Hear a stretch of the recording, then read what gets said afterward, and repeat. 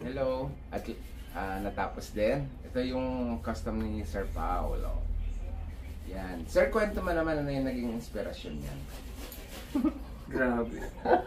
Hindi kasi, siyempre, kahit matagal na ako nagpapagawa kay John, parang never ko naisip na magpa-custom. So, I wanted that experience eh. But of course, yung tanong dun, anong pagagawa mo? Eh, nasira yung ulo ko dun sa fender na tele ni Richie Kotzen. Kasi, ang very particular ako, na nagawa nila dito, yung baseball bat na neck. Kasi yung kamay ko, mahaba yung daliri ko eh. Tapos galing ako acoustic. So, yung neck na acoustic kasi matatabayan.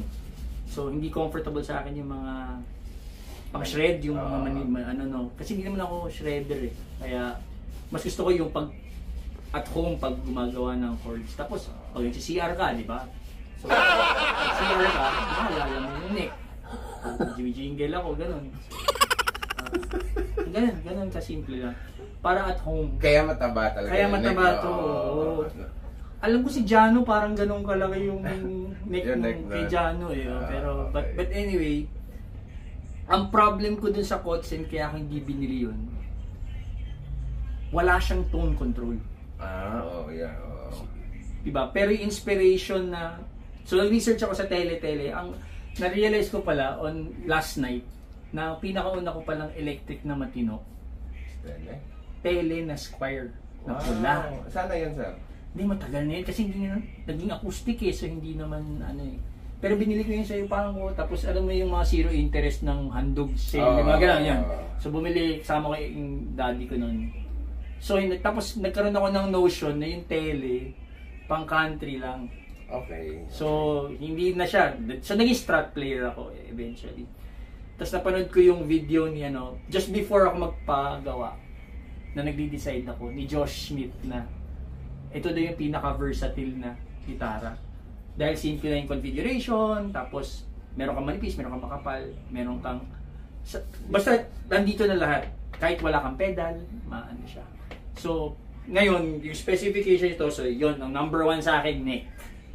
Dahil mahaba nga yung daliri ko. So, second, tinatanong sa akin ni LG kung vintage or modern. Eh, ako na yung sakit ng vintage. So, very particular kami dun sa saddles na modern saddle na siya, yung 6 rather than yung 3.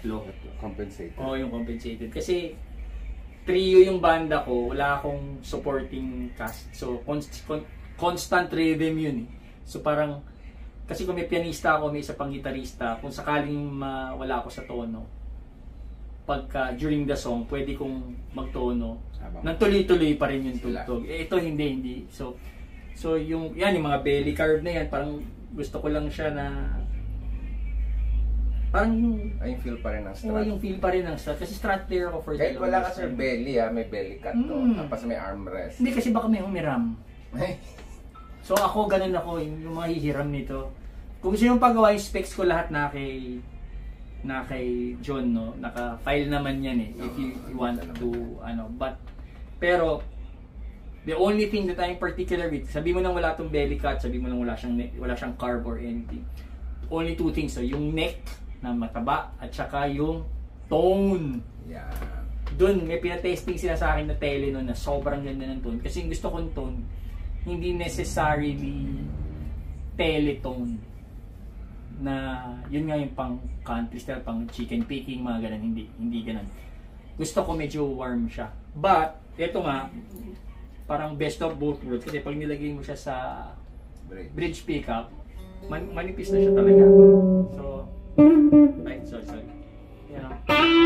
Lalabas siya eh, oh. So at least, meron pa rin ako nun. But, if I play rhythm ng pop songs, diba? Siya, kahit lumilinis din siya pag nag-roll. Naka-drive yan. Naka-drive ako ngayon ha. Wala akong pedal na pedal ko lang nadala ngayon, yung sinakyan ko, yung bisikleta ko na nakapark lang. Hindi ko alam para bilhin doon. Pero yan, pag-roll ka lang, so let's say jam, wala kang gamit, diba? Direkta lang, tapos biglang solo.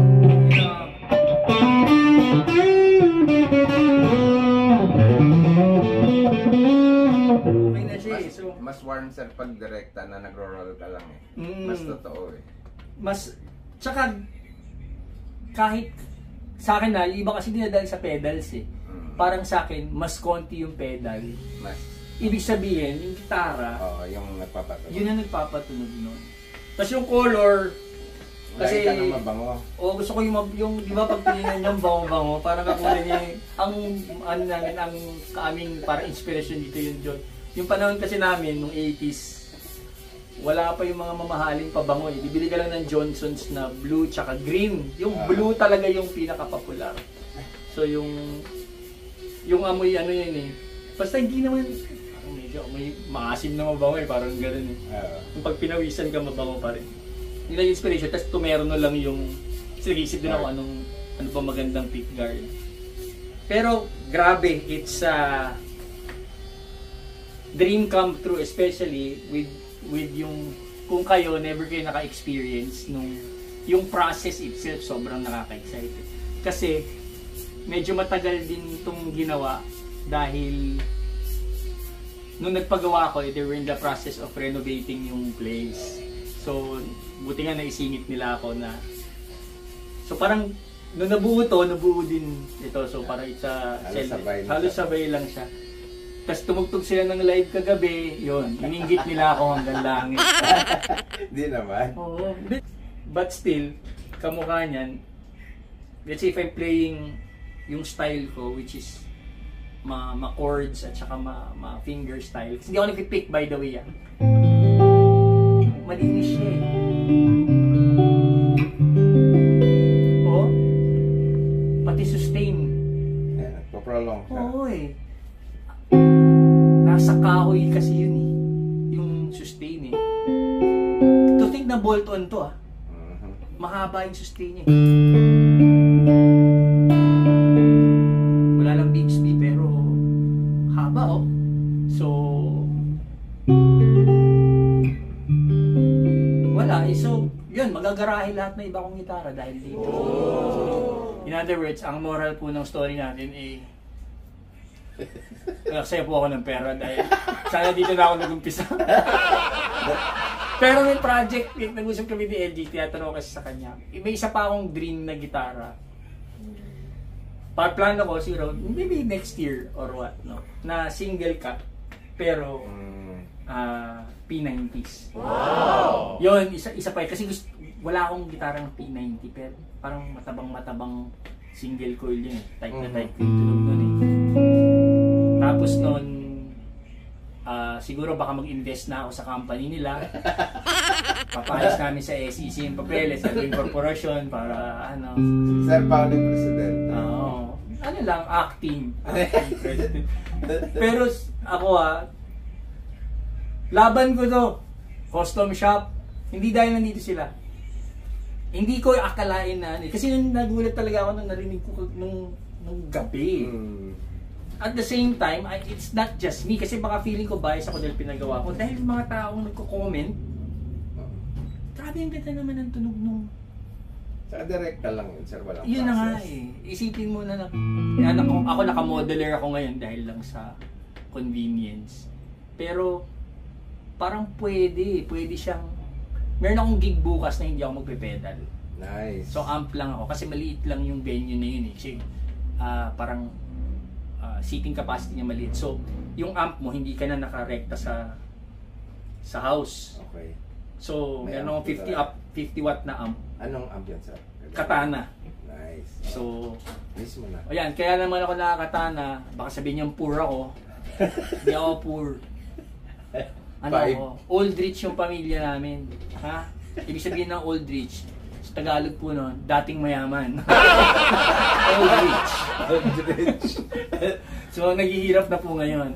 Pero, yung katana kasi solid state, kahit makabog sa kotse, ayos lang. Hindi ka nag-aalala. So, as much as, gusto ko kasing i-match dito talaga, if I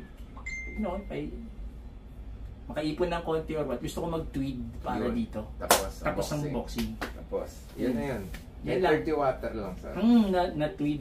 Ang nag-ano sa akin ng tweed, si Barbie. Kasi yung gamit niya eh. Tapos si Barbie na nagsabi sa akin, wala sa tatak. Wala sa tatak. Pero, this should be if it is thrown sa international, ano to? Laban to. I mean, hinihintay ko na lang yung panahon na masisira na ulo nitong dalawan to sa dami ng order nila abroad. Kasi, diba, kasi papromote pa sila ng local, papromote sila ng local businesses. So, dapat talaga, sa akin, plus pa yun. Hopefully nga, parang inaayos for next year. May tugtog kami sa abroad. And that is probably one of the places na maganda i-showcase to kasi magtatanong yan, ano boss yung gamit mo? Tapos sabi mo na, tangin naman ka makialam. Ay, just Navero ka. Hindi, service na wala. Hindi, ito yan. So, happy. Very happy. More than Salamat, happy. sir. Ay, Salamat, wala sir. akong masabi. Itong pick up mo sir, isang made talaga yan. Ni LJ. Galing ni LG. Tsaka ano siya, kampante. Kaya ba ito? Kaya yan. Ganun sila ka-confident. Ang laki na nga ng ulo nila Alam mo paano ko nasabi yun? Daming lakaaw Nagpapaport gagawin niya ni John, magla-live siya, may hititin niyang matagal sa bait niya, di ba? Popcorn. Guys, kaya tayo nandito. Yun ang mangyayari doon. Pero, I recommend, kung kayo naghahanap kayo ng gitara, tas biglang may makikita kayo halimbawa sa mga online na reputable stores to. Ako saan din ako kumukuha ng mga gitara at saka ng mga parts at saka ng mga accessories. And you're willing to spend what? 100,000? 150,000? Even 200,000 for a guitar? Punta kayo dito kasi sukat sa inyo Yun yung pinaka-importante. You'll only be comfortable sa gitara kung ang nakaka-excite kasi merong checklist Pao, anong gusto mo? Ito. Kaya? Ito. That experience alone, wala na, ano na to, for keeps na to. Mamamana na to ng nung labandera namin. Tagal na sa amin yung labandera namin. Pero, wala akong masabi. Ang sarap. Pantay siya Kasi hindi rin ako maarte. Hindi kasi pwede naman akong whatever kung anong material, di ba? Basta sa akin kasi yung 50s nung nilabas nila to, hindi naman exotic yung woods nung time na yun Very local yung ash nun sa kanila. Kaya hindi naman necessarily na parang kasi iba nagpapalagay ng top, di ba? So hindi rin sa akin parang as much as I wanted to stay within the tradition of the tele, kaya nga tawag modern tele sa yung term kasi nga gusto ko yung vibe nung luma pero yung walang sakit ng ulo nung luma, yung gusto ko yung modern. Kaya ito, and hybrid na lang siya, di ba? Parang ako half American ako half American, half Pilipino, di ba? Hirap na hirap na po ako magtagalog dahil lang kasama ko sila. Napipilitan lang yan. Pipilitan ako. Pero, to the team ng LG, kay LJ na sa pickup, si John sa paggawa, tsaka very accommodating, they keep me updated. Sabi pa nga ni John sa akin, basta merong ang hindi gusto, tapatin mo kami. Parati yan sinasabi yun So, hindi ko siya pwedeng, ito ay resulta ng pagiging honest ko sa kanila. And it did not disappoint. Talagang yung hinahanap ko, pinost ko nga yung pictures na nito sa Facebook nyo. Nothing but praises nga. Parang hindi nyo, sa akin parang hindi nyo alam na magaling sila gumawa. Hindi ba parang as expected yun? Grabe naman. Hindi. Stigma sir na pag local pangit. Hindi. Kaya tama yung campaign ninyo na support local kasi diba, we have to be proud na pag sinuportahan natin yan, tapataas yung antas niya. Next thing you know, at par na tayo sa international stage. Sa next thing you know, mas magaling na tayo sa... Sana diba? sir. Kaya lahat, sabi ko, galingan nila Kasi hindi naman kami nagko-compete sa isa't isa. Dito local. Sabi ko hindi tayo magkakalaban, kakampi tayo. Hindi rin tayo maglalaban sa iba. Kaso sila yung nagtaas ng bar habulin natin. Innovation naman kasi ang habol mo eh. Kasi minsan nagkikwentuhan kami dito ni John, kinikwento niya sa akin na dati wala pa silang access sa supplies, access sa tools, access sa parang pahirapan. Nung nagnam nga, mas dumali. But, at the same time, sundok sa buwan sa inyo yun. Oo, so, magkano yun para kumuha ka ng boost.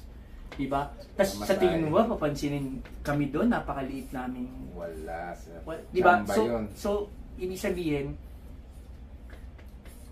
nag-gamble sila, tapos yun, doon talaga magsa-start. And of course, we need to support yung mga ganong klase. Kasi hindi ko naman susuportahan yung produkto ko. Hindi naman okay. Kasi di ba,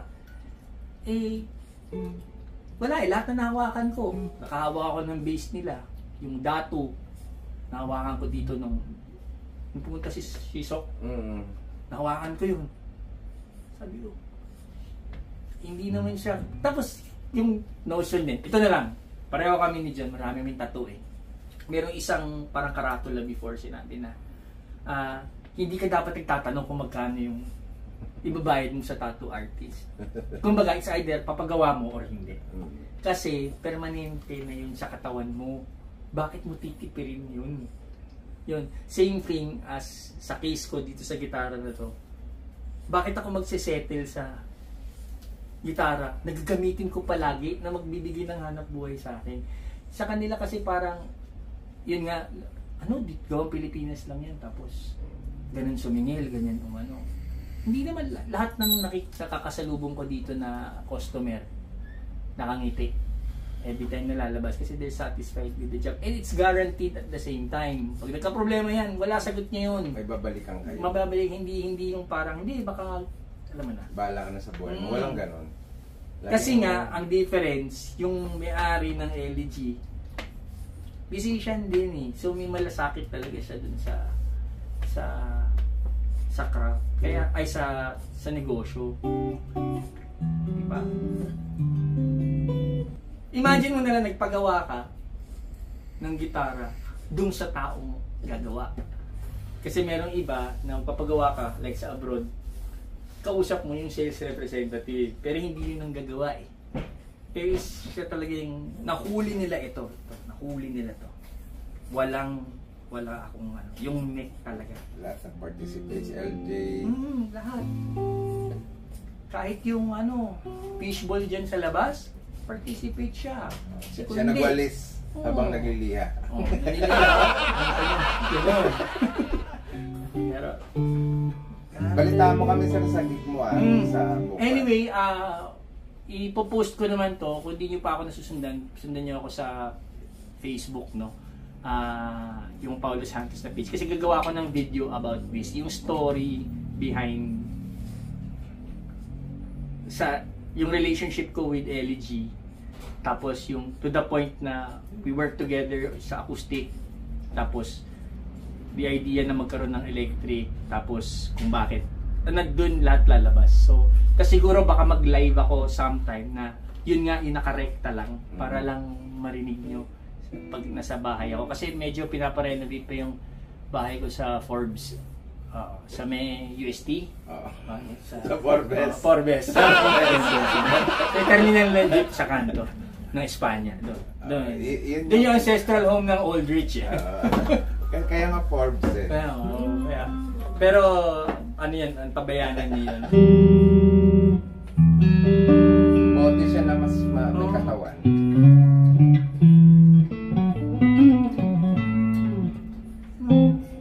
Mahilig pa naman ako sa mga over. Ano? Sige pa. Paralong siya. Sige pa. Ala.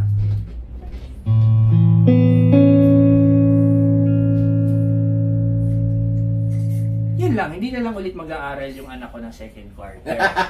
Yun lang ang kapalit po ng lahat ng ito. Ayan. So, magtitinda mo na siya sir ng Banana kayo! sa pagitan tsaka fishbowl. Oo. Sanay naman maglimos yun eh. Sa Maniwan yan. Ha? Sa Maniwan. Hindi si Juan yata ayaw lang pumasok. Ayaw na eh. Gusto bumili ng ano eh. Yung mga damit ng ano ba yun? Dito sa Oo. PS. Kaya sabi ko, wag ka na mag-aral. Bili mo na lang ng mga ano mo, upgrade mo. Tapos yung anak ko, nag-aaral na rin mag-gitara, so binilang ko siya ng J-Craft. Wala sa ulo ko. Light blue din yung kulay. Wow! Nawala sa ulo ko yun, kasi matagal na yun eh. Tapos yung lunchbox ko na amp ng ZT, Yung sa kanya na. 200. Game mali. Ay, junior. Yung junior yun. Ganda rin yun eh. Yun sa kanya. Pero yun na lang, ang next nito talaga, ang kamatch nito, sobra. Tweet. Tweed talaga. 30 watts pwede na. 30 watts Ang na mic pang ko na. hanggang mga 70s bistro na laki. Laki kaya. na. Meron naman akong ano eh, meron akong Sennheiser na mic na. Yun. So, Mismo. pero yun yung... Pero again, maraming salamat kay Sir, LJ salamat. at kay John. High five na lang ako sa'yo. Wala akong masabi. Kaya kayo, biro may bibigyan pa nila ako ng French Bulldog pag uwi. Ang bait, iba dito, iba sila mag-alaga Free yan, dito. free. Ha? Free. May kasama pang kamiss magkaaso. Pero yun, maraming salamat. At Salamat po. sana suportahan natin hindi lang po ang LG but all local Lahat. businesses. Oo. At especially itong mga pumasok kasi medyo tight din yung competition pagdating sa business sa music eh. So wherever you are, kung meron kayong sa area nyo na music store or whatever na Support. local, support natin yan. Yeah. Para ang industriya ng music sa Pilipinas ay lumago. Next thing you know, Factory na tayo na Oo. mahusay na musician. Oo, talagang pabrika na. We love you Salamat. and thank you very much. Game over. Game over na. Ito na yun.